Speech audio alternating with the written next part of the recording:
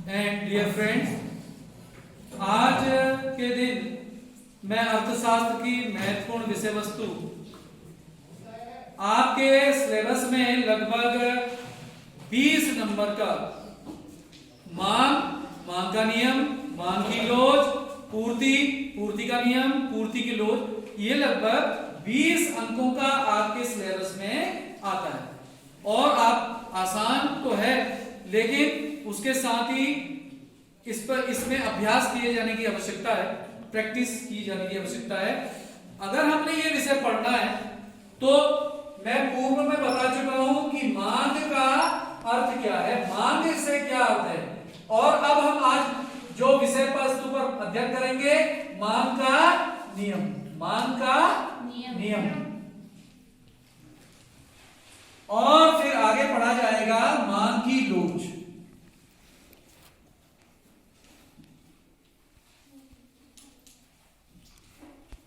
तो आज जो हम पढ़ रहे हैं मांग, हम बता चुके हैं, इसके अंतर्गत कई विषय उपविषय थे, और ऐसे ही जब हम मांग का नियम पढ़ेंगे इसके अंतर्गत भी कई विषय और उपविषय हैं।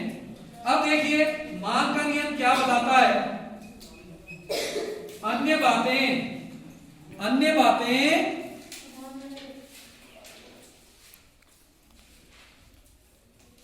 बातें ये ध्यान रखना पड़ेगा, समान रहने पर, अन्य बातें समान रहने पर, ये मांग के नियम पर लिखना है, मांग के अर्थ पर नहीं। अन्य बातें समान रहने पर, अन्य बातें समान रहने पर इसको एक शब्द से संबोधित किया जाता है जिसको कहते हैं सिट्रस पेरिबस। तो यह जो शब्द है इसका अर्थ होता है अन्य बातें समान रहने पर। अन्य बातें समान रहने का अभिप्राय क्या है? कुछ ऐसे तत्व हैं जिनको स्थिर रहना चाहिए। अर्थशास्त्र के क्या तत्व हो सकते हैं? कीमत हो सकती है, समय हो सकता है, और अभिरुचि हो सकती है, फैशन हो सकता है, आय हो सकती है, अन्य वस्तु की कीमत हो सकती है। ये कई ऐसे चीजें होती हैं जिनको हम क्या मानते हैं, अन्य बातें समान रहने पर बोल रहे हैं, सिट्रस पेरिबस। तो ये अन्य बातें समान रहने पर ये चीजें जब स्थिर रहेंगी, अब देखिए जहां आपने अंतर करना है वो क्या है, आप शुरुआत करेंगे नियम की किसी वस्तु की कीमत से। किससे? किसी वस्तु की कीमत से। तो पहले कीमत शब्द को लाएंगे, उसके बाद मांग शब्द को लाएंगे, और दो विषय पर ये बात करता है, कीमत और मांग पर, वस्तु की मांग, और कीमत किसकी होगी? वस्तु की।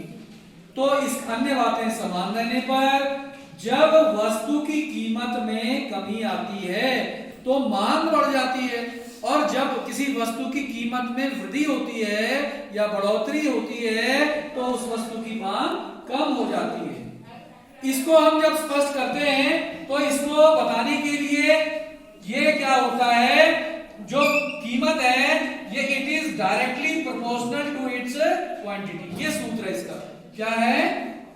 इसका फॉर्मूला है, ये इसका formula, P is directly proportional to its quantity। तो यह सूत्र है आपका, P is directly proportional to its quantity। मतलब क्या है? इनके बीच में विपरीत संबंध है। क्या है? विपरीत संबंध। ये क्या है? P फॉर प्राइस, कीमत, Q फॉर क्वांटिटी, और ये डायरेक्टली प्रोपोर्शनल, यानी कि जो कीमत जो होगी वो क्वांटिटी उसका उल्टा होगी। अगर ये 2 से 4 हुआ तो वो 4 से 2 हो जाएगा, ये 4 से 2 हुआ तो वो 2 से 4 होगा। इस तरह के संबंध को कहते हैं। ये है आपका मांग का नियम और मांग के नियम का सूत्र। आपको समझ में आया तो अच्छी बात है।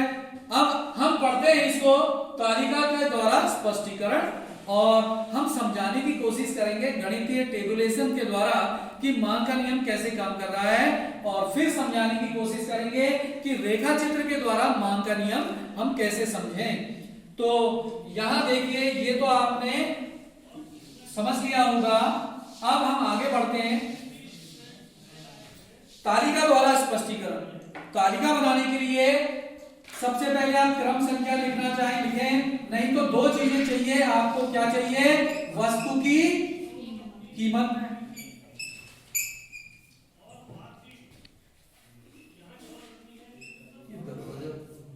वस्तु की कीमत और वस्तु की मांग।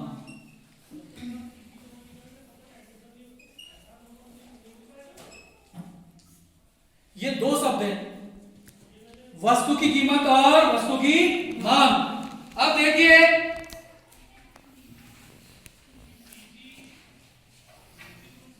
अगर हमने वस्तु की कीमत क्रमबद्ध चलते हैं 2,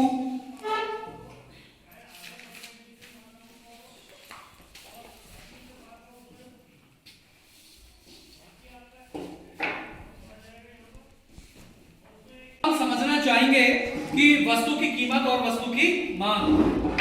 देखिए 2, 4, 6, 8 और 10, ये हमने इसका बना दी कीमत। अब हम इसके साथ समझते हैं, दो कीमत पर आप कम कीमत है तो हम सिद्धांत के अनुसार कम कीमत पर अधिक मांग, और अधिक कीमत पर कम मांग। तो उसके अनुसार इसकी मांग की वस्तु की मांग कितनी होगी? 10, और फिर 8, और फिर 6, और फिर 4, और फिर 2। ये इस तरह से मांग के नियम को हम तालिका द्वारा समझ रहे हैं। टेबुलेशन में it is showing here the price of a commodity and here the demand of commodity. Here it is showing the prices and here it is showing the demands for a particular in a particular price. देखिए, दो कीमत पर 10 की मांग की जा रही, 10 वस्तु चाह रहा है व्यक्ति, 4 रुपए में 8 वस्तु की मांग कर रहा है, और ये जितनी कीमत बढ़ती जाएगी क्रमशः उतनी उसकी मांग घटती जा रही है। इसी आपके दिमाग में ये छप गए ना आंकड़े, यदि हम अब इसको रेखा चित्र में देखते हैं, आपको याद हो गया ना, दो कीमत पर 10, 4 कीमत पर 8, कीमत बढ़ती जा रही है, मांग उतनी ही कम हो रही है। इसको हम रेखा चित्र के द्वारा समझाते हैं। We are going to present the graphical representation here. तो इसी कीमत को और इसी चीज को हम समझाने का प्रयास करेंगे, इसके माध्यम से, रेखा चित्र के माध्यम से। ये आपकी क्या है? एक्स एक्सिस है, ये क्या है? वाई एक्सिस है, ये मूल बिंदु है 0। अब हम क्या करते हैं, एक्स एक्सिस और वाई एक्सिस में विभाजन बराबर कर लेते हैं। हमने जब प्रदर्शन करना है, अगर हमने वस्तु की मांग दिखानी है, जो भी वस्तु है उसकी इकाई क्या होनी चाहिए? बराबर, बराबर दिखानी चाहिए। और यहां पे हर समय जब तक आप मांग और पूर्ति के जितने भी पार्ट पढ़ेंगे, यहां पे हर समय क्या आएगा? यहां पे क्या आना चाहिए? वस्तु की कीमत। क्या आना चाहिए?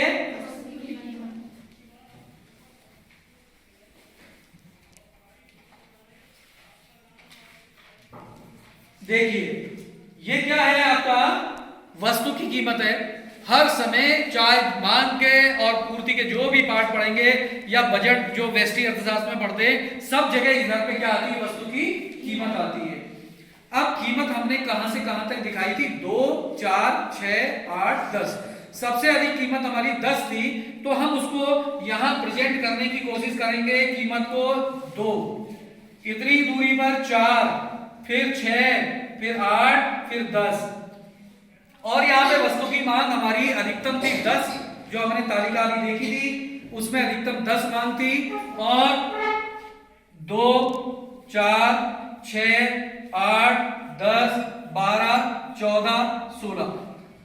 हम अधिक तो दिखा सकते हैं, लेकिन हमें जितनी जरूरत होगी उतने के ही करीब अपने एक्सिस को हम बढ़ाते हैं।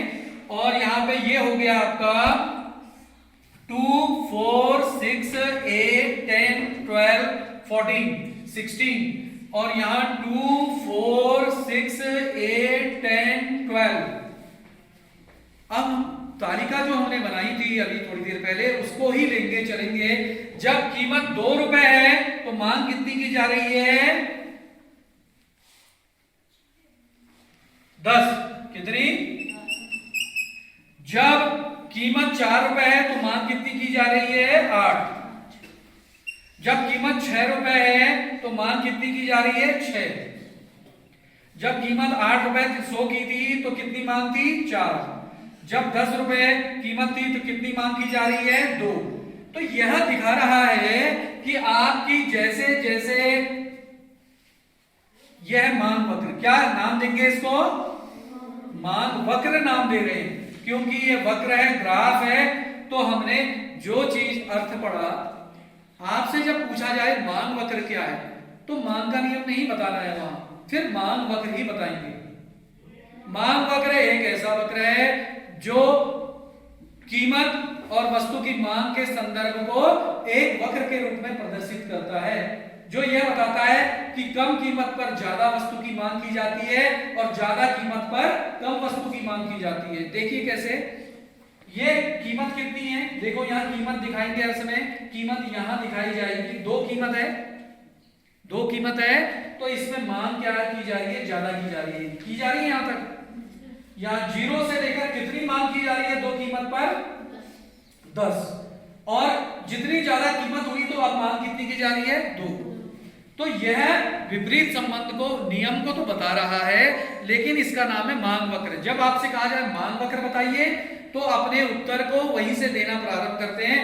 मांग वक्र से अभिप्राय है जो वस्तु के कीमत और वस्तु की मांग को एक वक्र रेखा के विपरीत संबंध को एक वक्र रेखा के रूप में प्रदर्शित करता है।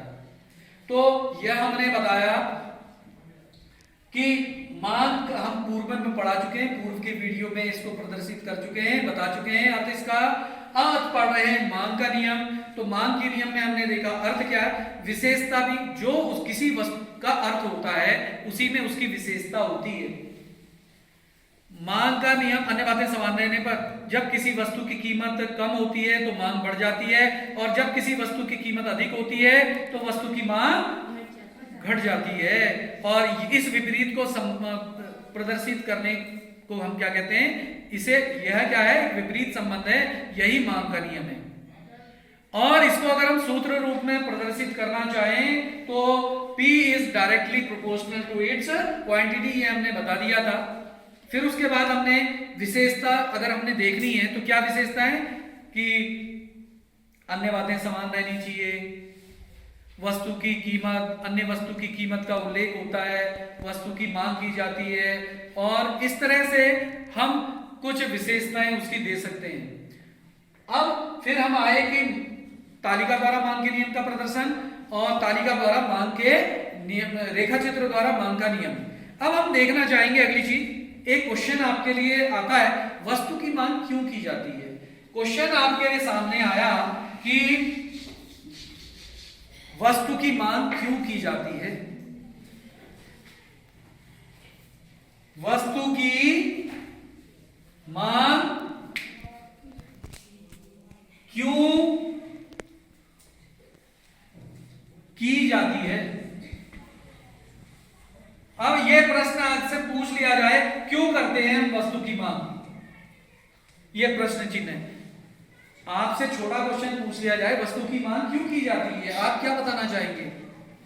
वस्तु की मांग, इसका आंसर है वस्तु की मांग वस्तु में जो उपयोगिता होती है उसके कारण की जाती है। वस्तु की मांग वस्तु की उपयोगिता के कारण की जाती है। अब नेक्स्ट क्वेश्चन है आपके लिए कि अन्य बातें समान रहने का क्या अर्थ है। क्या है क्वेश्चन आपका? अन्य बातें समान रहने, अन्य बातें यानी कि सिट्रस पेरिबस का अर्थ क्या है? आपने मांग के नियम रहने पर, यह वाक्यांश है, एक वाक्य का अंश है, पूरा वाक्य भी नहीं है, पूरा वाक्य लग रहा है? जैसे इंग्लिश में कुछ फ्रेज होते हैं, ऐसे ये फ्रेज टाइप का पूर्ण संपूर्ण वाक्य नहीं महसूस हो रहा है, वाक्य का अंश है। अन्य बातें समान रहने पर वाक्यांश का क्या अर्थ आप समझते हैं? क्या अर्थ मीनिंग समझते हैं आप इससे? तो इसको हम उत्तर के रूप में बताएंगे अन्य बातें। ये देखिए मांग के नियम में भी यही वाक्य लिखा जाएगा, और जब हम पूर्ति का नियम, मांग के अर्थ से इसका कोई लेना देना नहीं है। अगर आपसे पूछा जाए मांग क्या है, अगर आपसे प्रश्न किया जाए मांग क्या है, तब नहीं बोलेंगे ये। जब मांग का नियम आप लिखेंगे तब बताएंगे अन्य बातें समान रहने का क्या अर्थ है, तब आप बताएंगे। और ऐसे ही पूर्ति का नियम, पूर्ति के अर्थ में कुछ नहीं बताएंगे, जब पूर्ति का नियम बताएंगे तभी लिखेंगे अन्य बातें समान रहने पर, तब आप बताएंगे। तो हम क्या समझते हैं अन्य बातें समान रहने पर? जब हम मांग पढ़ा रहे थे तब मैंने बताया था मांग को प्रभावित करने वाले कारक कई थे, तो वही यहां आ जाते हैं अन्य बातें समान रहने पर, यानी कि जो मांग को प्रभावित करने वाले तत्व हमने मांग में पढ़े थे उन्हीं को फिर से लाना है। जब आपसे पूछा जाए मांग को प्रभावित करने वाले तत्व जो वहां थे, अब उसके साथ क्या शब्द लगाने होंगे? यह नहीं बदलना चाहिए, सब की वस्तु की कीमत नहीं शब्द लगा देंगे। अन्य बातें समान रहने पर वाक्यांश का अर्थ से हम समझते हैं कि इसके अंतर्गत कुछ स्थितियों को या कुछ तत्वों को स्थिर मान लिया जाता है, उनमें परिवर्तन नहीं होना चाहिए, उनमें परिवर्तन नहीं होना चाहिए। क्या किन किन में परिवर्तन नहीं होना चाहिए? पहला पॉइंट लिखोगे वस्तु की कीमत। पहला क्या है? वस्तु की कीमत। क्या लिखेंगे? पहला वस्तु की कीमत, वस्तु की कीमत। इसका अन्य बातें समान रहने में क्या लिखेंगे आप? वस्तु की कीमत। मैं इसका पूरा वाक्य बना लेंगे आप, में परिवर्तन नहीं होना चाहिए। सब में क्या लगा रहे हैं? परिवर्तन नहीं होना चाहिए। दूसरा, स्थानापन्न वस्तु, स्थानापन्न वस्तु मतलब क्या होती है? ये जो एक वस्तु है जैसे चाय, उसकी स्थानापन्न यानी कि सब्स्टिट्यूट वस्तु कौन सी है? कॉफी। तो स्थानापन्न की वस्तु की कीमत में भी परिवर्तन नहीं होना चाहिए। नियम को समझाना, जब ये स्थिर होंगे यानी कि जब इसमें बदलाव नहीं होगा तो ही ये नियम काम करेगा। तीसरा, आय, व्यक्ति की आय क्या होनी चाहिए? उपभोक्ता की आय क्या होनी चाहिए? स्थिर होनी चाहिए। क्या होनी चाहिए? आय भी स्थिर होनी चाहिए। इसके अलावा और क्या पॉइंट है?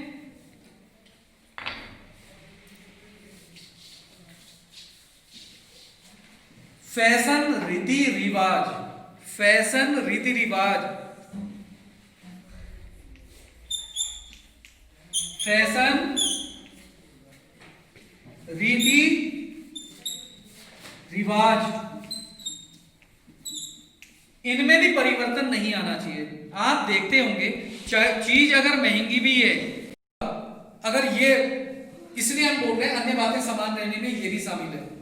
फैशन रीति रिवाज में परिवर्तन नहीं होना चाहिए, तभी तो मांग का नियम काम करेगा। मांग का नियम तो यही है कि वस्तु की कीमत कम होने पर वस्तु की मांग ज्यादा होती है, वस्तु की कीमत अधिक होने पर वस्तु की मांग कम होती है। ये नियम नहीं लागू होगा अगर हम इसको स्थिर नहीं मानेंगे, अन्य बातें नहीं मान के। अब और किन चीजों में परिवर्तन नहीं होना चाहिए? तो इसमें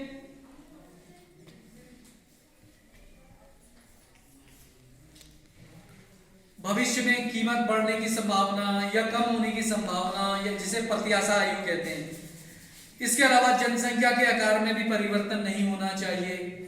तो ये चीजें थी, और इसके अलावा आय का वितरण, उसमें भी परिवर्तन ना हो। ये कई पॉइंट थे जो अन्य बातें समान रहने पर बदलने, इसका अर्थ ये हुआ अन्य बातें समान रहने पर इनको स्थिर होना चाहिए, इनमें बदलाव नहीं होना चाहिए। अब हम अगला प्रश्न लेते हैं।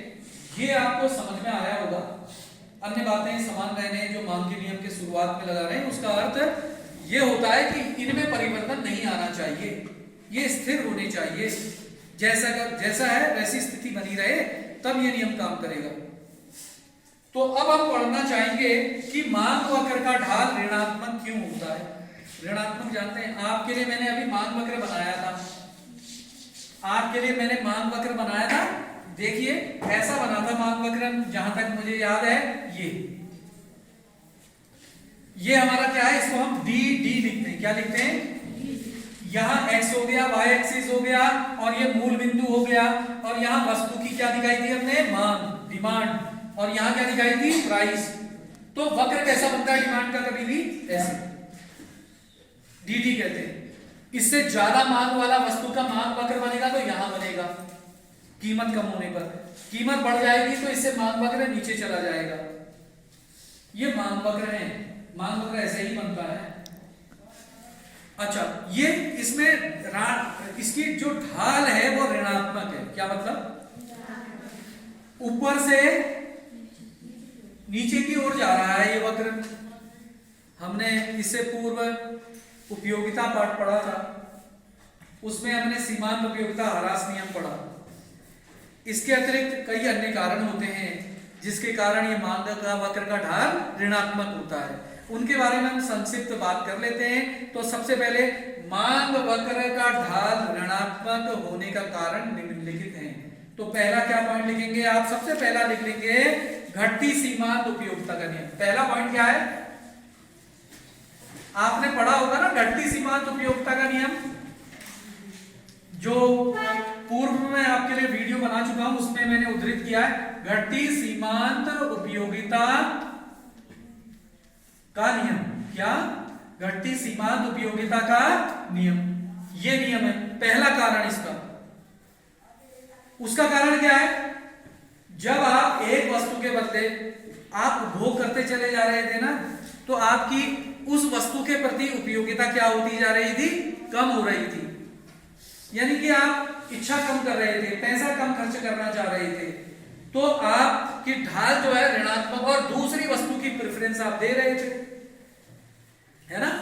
आप एक वस्तु की जब आप उपभोग करते जा रहे थे, जितनी यूनिट आप वस्तु की मांग करते जा रहे थे, उतनी आपकी क्या हो रही थी, उपयोगिता कम हो रही थी।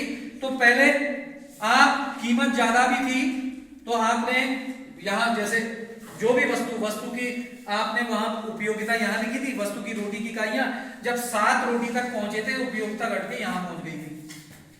तो ऊपर जब शुरू में उपयोगिता आपको बहुत ज्यादा मिल रही थी, तो आप यहां थे, यहां से यहां पहुंच गए थे ना, लास्ट में 7 रोटी में उपयोगिता कम हो गई थी। तो एक कारण तो यही है। अगला, क्रय शक्ति में वृद्धि अथवा आय वृद्धि। क्रय शक्ति में वृद्धि अथवा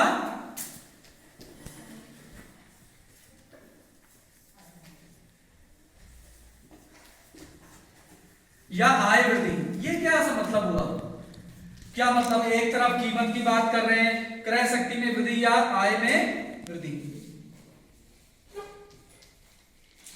ये आप ऐसे समझे।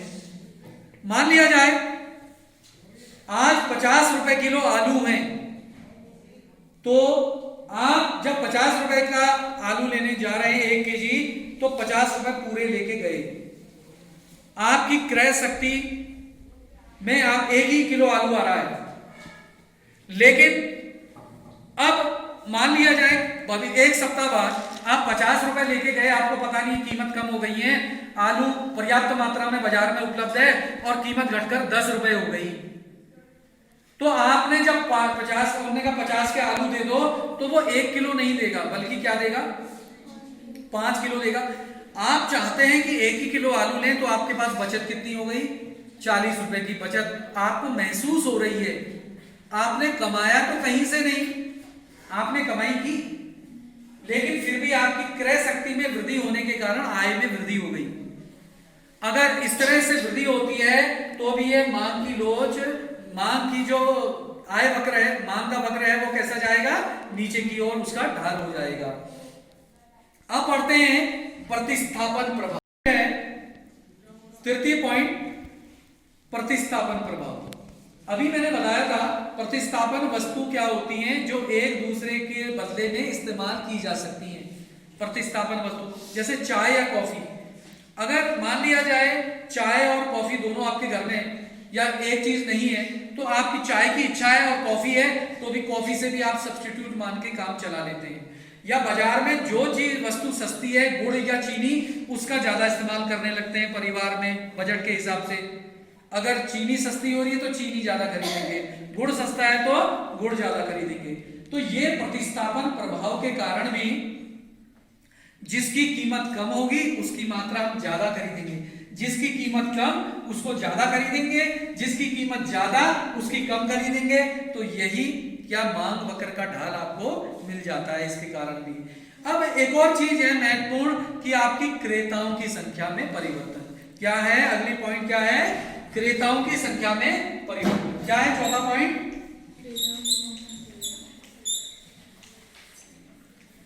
क्रेताओं की संख्या में परिवर्तन।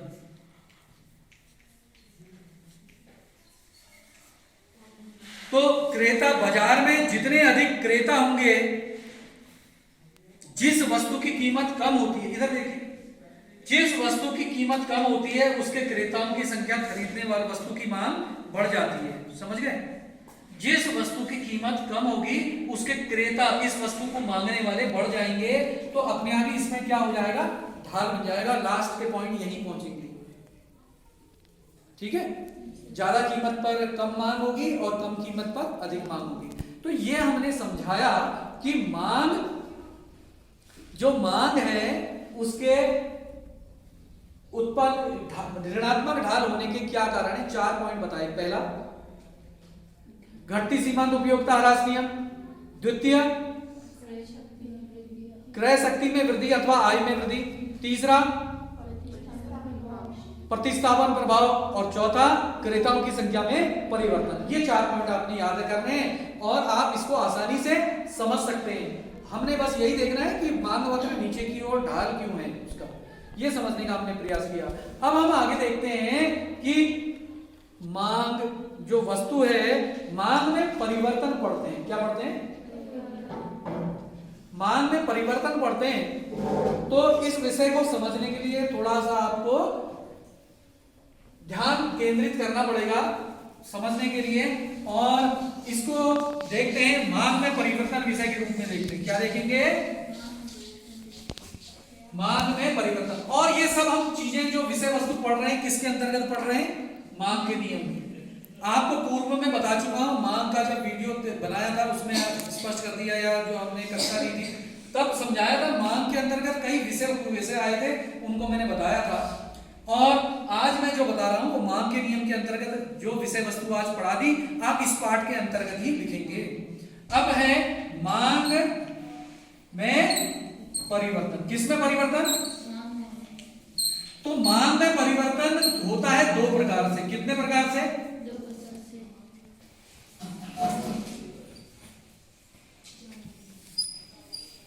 तो ये होते हैं वस्तु की जो है मांग वक्र पर संचलन और मांग वक्र का खिसकाव।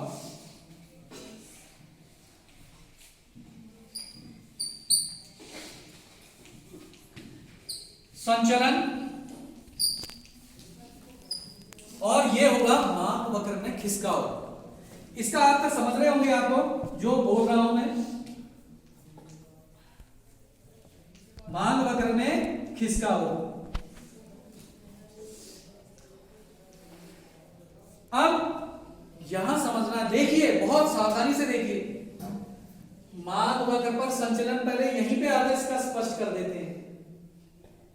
मांग वक्र जो भी होता है, जैसे मान लिया जाए ये मांग वक्र है, इस पॉइंट से इस पॉइंट में चला जाएगा व्यक्ति उपभोक्ता, लेकिन मांग वक्र उसका बदलेगा नहीं। परिवर्तन तो हुआ स्थिति का उसका, पहले यहां पे मांग कर रहा था इतनी कीमत पर इतनी, अब यहां कर रहा है, या पहले यहां था यहां से यहां कर रहा है।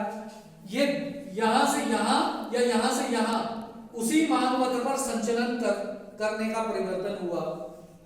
तो इसमें दो स्थितियां बनती हैं, उसी वक्र में ही रहेगा, नया वक्र बनाने की जरूरत नहीं पड़ी मांग का। जो मांग वक्र पहले से था उसी मांग वक्र पर रहा उपभोक्ता, और उसके कारण क्या हुआ कि संचलन हुआ उसका। ये दो तरीके से होता है, मांग में विस्तार, मांग में विस्तार और मांग में संकुचन। क्या?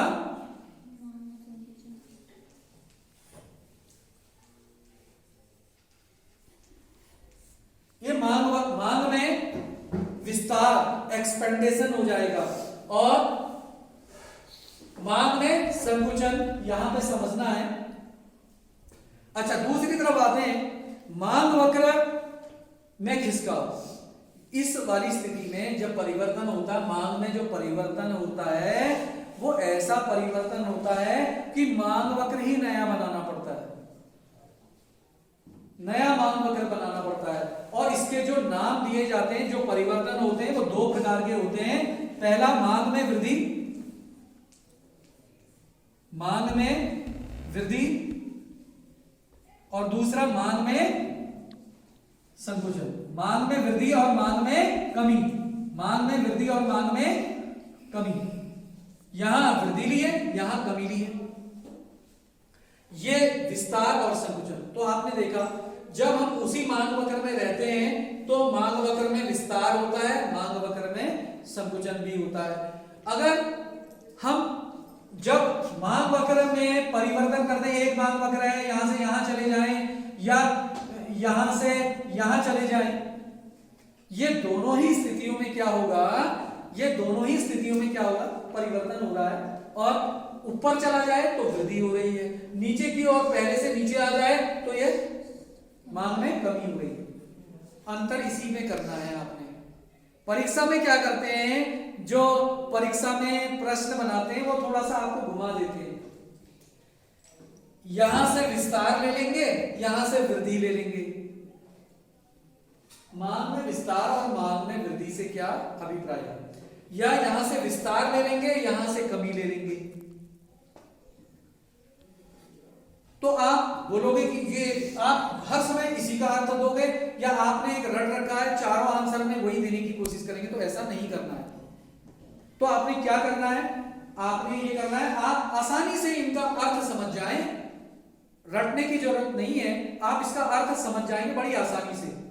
और उसको कॉपी में जब आप लिखेंगे तो वही लिखे रहने दीजिए, तो आपको याद करने में आसानी होगी। इस पन्ने में, बाएं पन्ने में ये लिखा है, दाएं पन्ने में ये लिखा है, या बाईं ओर ये लिखा हुआ है, दाईं ओर ये लिखा है, तो इनका क्या अर्थ होता है और वो किस स्थिति में हमने समझना है, तो उससे आसानी से इनमें अंतर कर सक पाएंगे आप लोग। ठीक है ना? तो इससे समझने के लिए आप बिल्कुल इसलिए कॉपी मेंटेन करनी जरूरी होती है, नोट्स बनाने पड़ते हैं। तो देखते हैं, सीधी सी बात, एक चीज दिमाग में बैठा लो अगर इस चीज को समझना है कि ये मांग में विस्तार और मांग में संकुचन, या उसी मांग वक्र में संचलन जो ये है, ये कीमत के कारण होता है। किसके कारण?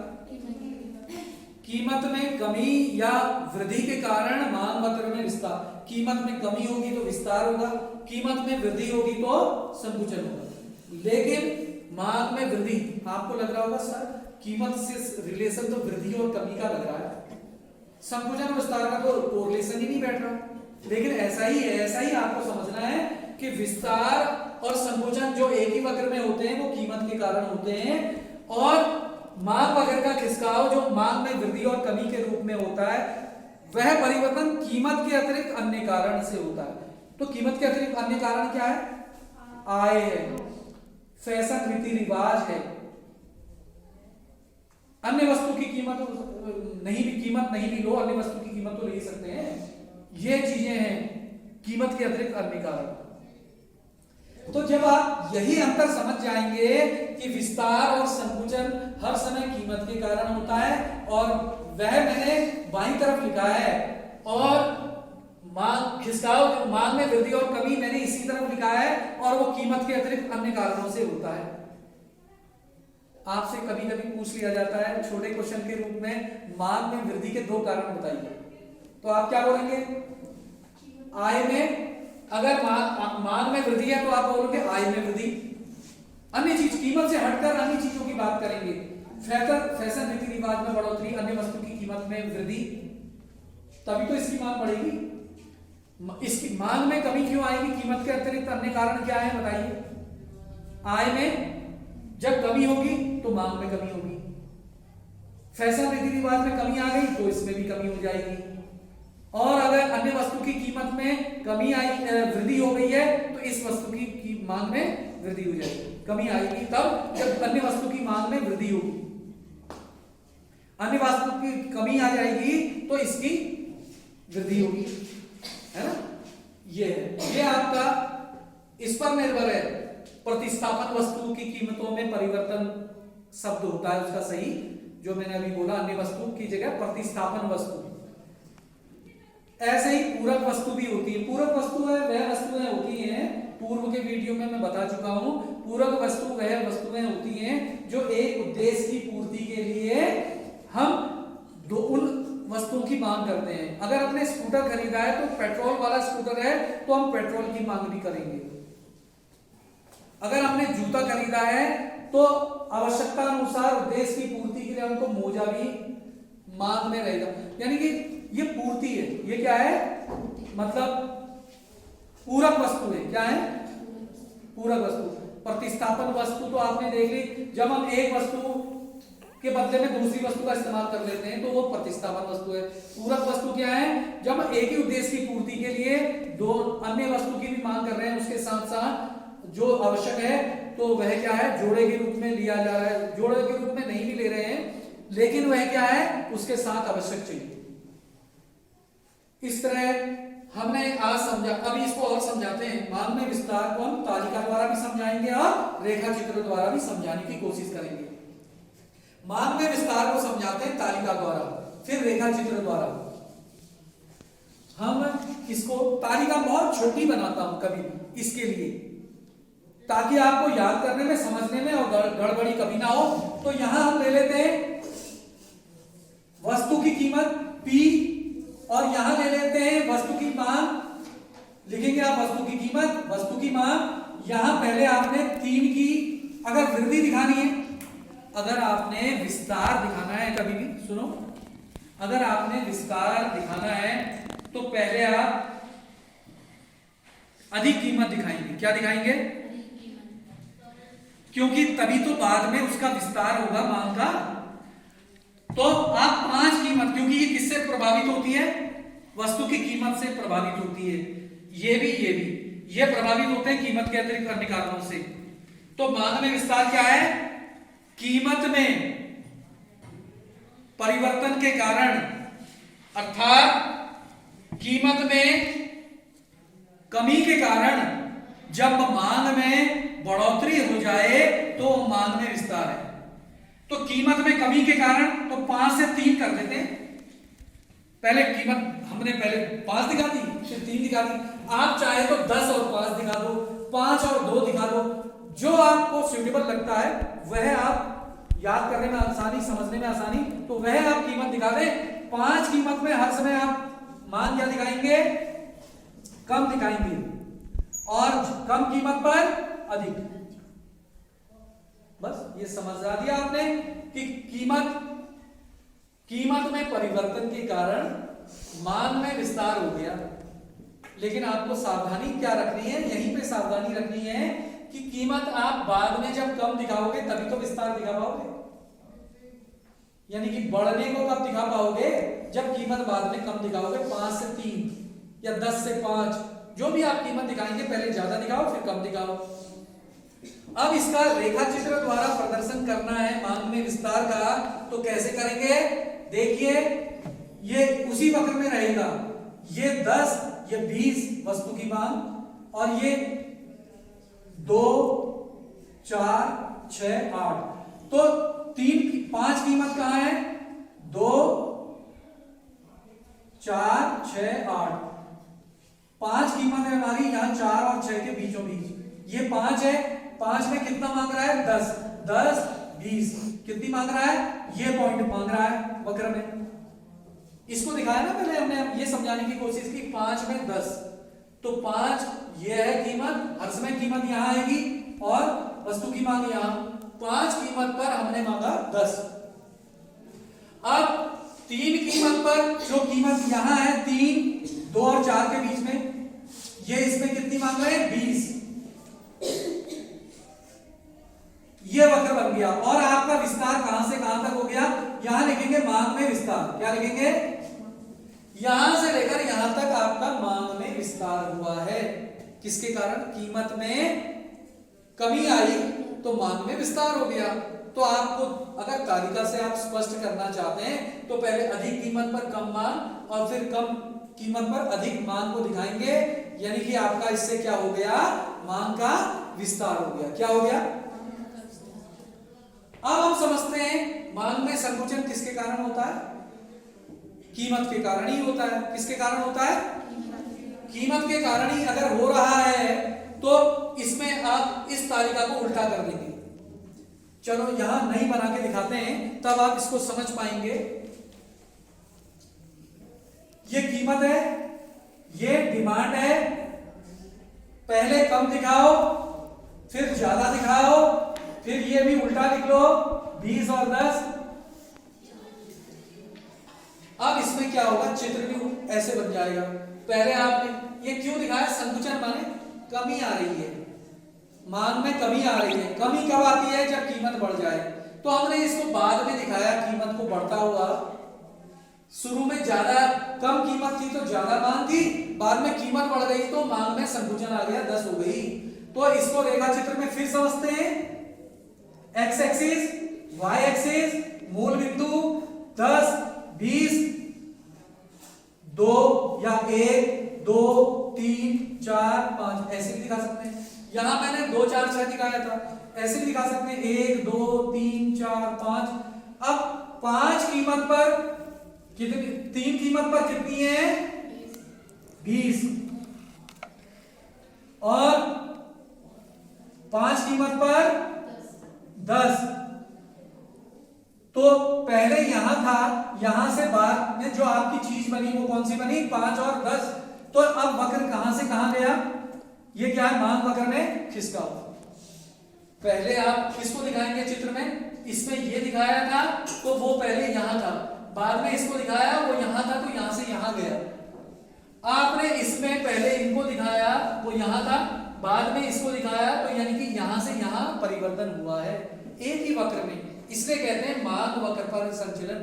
उसी वक्र में रहा ना, एक बिंदु से दूसरे बिंदु पर चला गया विस्तार, और हमने ये संकुचन समझा दिया है ना।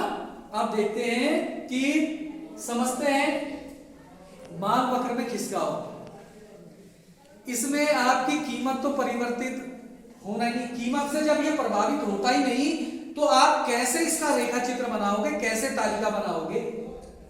अब हमारे सामने ये प्रश्न आता है, ये सोचना जरूरी है, समझना भी जरूरी है। जब आप मांग वक्र में खिसकाओ यानी कि मांग में वृद्धि और मांग में कमी कीमत के कारण, अन्य कीमत के अतिरिक्त अन्य कारणों से होती है, तो इसका रेखा चित्र बनेगा कैसे, इसकी तालिका कैसे बनेगी।